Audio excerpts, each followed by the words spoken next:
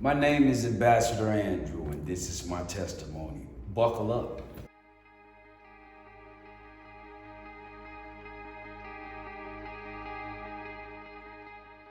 I've been going to jail since I was 10 years old, right?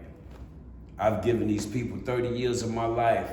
I was raised like if something go your way, then you make it go your way. You know, I was taught that I had to fight growing up. You couldn't come in the house crying, talking about somebody did something to you, right? Because my uncle would take you back out there and tell you better whoop it.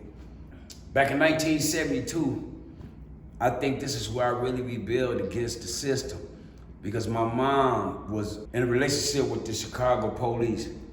For some reason, they was out 2 or 3 o'clock in the morning. He shot her in the stomach. And me and my brothers was waking from our sleep, taken to my grandmother's house, and they told us your mom got shot, right?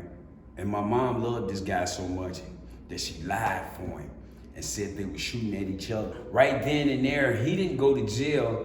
We went to foster care. And it was then I started to rebel against the system, right? Because I had vowed that I was gonna kill this guy. So growing up in my household, you know, like I had to be an adult at a young age. I started drinking at around 10 or 11 because I was playing like I was the bartender and I was seeing everybody else having fun. So I started sipping drinks here and there. And by the time I was 12 or 13, I was a full-blown alcoholic. I didn't learn how to read till I was 18. I didn't go to school. Like I said, I was a runaway. The reason why I started running away because my mom, our landlord used to watch us. And she had some daughters that was older than us. And they used to molest us and make us do things to them. I told my mom about it. And she told me I was lying. I just said that because I didn't want the landlord to watch me. So I became a runaway. I hung on the streets with the pimps and the hustlers and the players and the prostitutes. And they taught me all the wrong things in life, which I thought it was survival skills. I passed that on to my kids, man. For going to jail constantly. It was like at that time I became a gangster disciple. And throughout all this time that I was going to jail and doing these prison sentences, it was 1987, like I said, I killed the guy. They were trying to give me natural life. I sat in Milwaukee County Jail 18 months fighting that case. Me and God, I'm talking about, that's when I really knew that he was real, because I would spend so much time with him and study so much that I knew. When God talked to me, he would give me a scripture and I'd go straight to that page to see if it's really God. And it was there on that, that scripture. He didn't tell me exactly the page. He told me the scripture with the name, and I would go through it and be like, wow. And that's when I knew it was God. And so when I started going to jail, I started praying to God and trying to learn how to read the Bible. When I decided that I wanted to turn my life over to God, this was 2 years ago, and I was in this treatment center, and I was really into the Word. God was moving in my life at this point, right? And they had this thing called Jump for Recovery.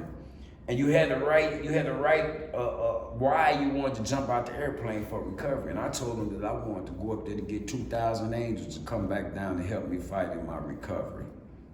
At this time, I had been 6 months clean. But the enemy thought he had a plan, because I relapsed after I did the Jump for Recovery. And that was where the enemy started trying to take me out, because my son ran me and his mom over. And I could see they anger, because I would get clean, go back to using, get clean, go back to using. Why should they believe a lie? But it wasn't a lie this time. God had changed me, man. This is the first time I'm gonna be honest about this, because I think that it needs to be known why this happened to me. When my kids jumped on me and robbed me, it was because the enemy was still trying to destroy my family. I wasn't staying with their mom. She had been clean for 60 days. I was selling drugs. I had been up a couple of days in a bar. I needed some sleep. I called her, and I didn't think that she would steal the drugs from me, right? But guess what? The enemy used me to help her relapse. Here's where it gets real at, right? Because when I got there, I had a stem in my pocket. I had alcohol, and I'm sitting here smoking crack in her face. And she telling me she's 60 days clean. She asked me for some. I gave it to her. When I passed out, she stayed up all night smoking up all my dope. And so my kids thought that I had got her back started because she had got her money. And when I told them what happened, they said to me, what you thought she was gonna do? She's an addict. Anyway, one of my kids called the other ones and lied and said, one of my daughters lied and said I hit her in the eye. And they came over there, man, and they beat me till I was unconscious, right? And left me for dead. And when I woke up the next morning, I could barely walk. I went down to the corner store because they had took my phone too, wallet ID, everything, all my money. And I wanted to kill him because it was all a lie. I never put my hands on my daughter. But that, you know, they don't get them permission for what they did, but that was the built up anger of me beating their mama, of me when they was younger. See, I know where all this come from. And so I had went to the hospital because I was in so much pain. They put me in an observation room, and God ministered to me right then and there and said, if you kill your kids with your record, they're gonna lock you up for the rest of your life. And you're going to lose 3 of your kids. Your other kids are gonna be left out here in the world, and your ex-wife might kill herself, right?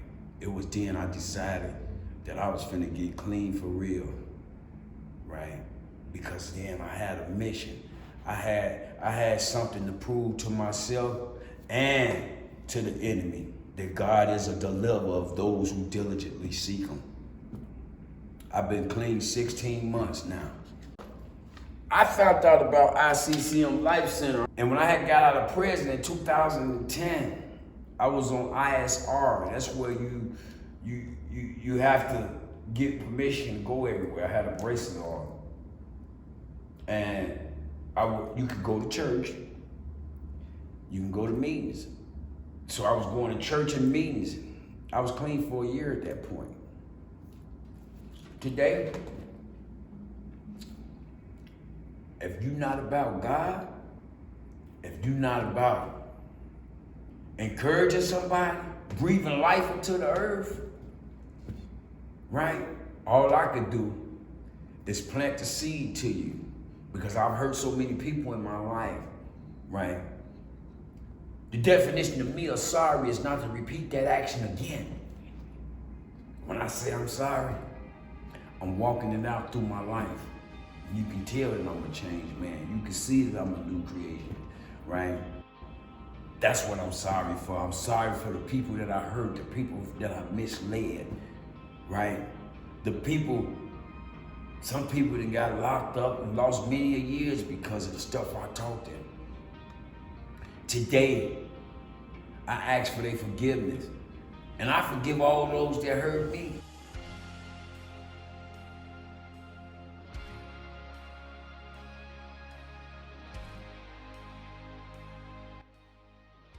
When I think about what he's done for me, I get joy. Satan can't steal my joy no more because I'm a child of God. I done found out whose I am. Now hell is trembling. Like Lazarus, the Lord had called me from the dead and said, loose him and let him go.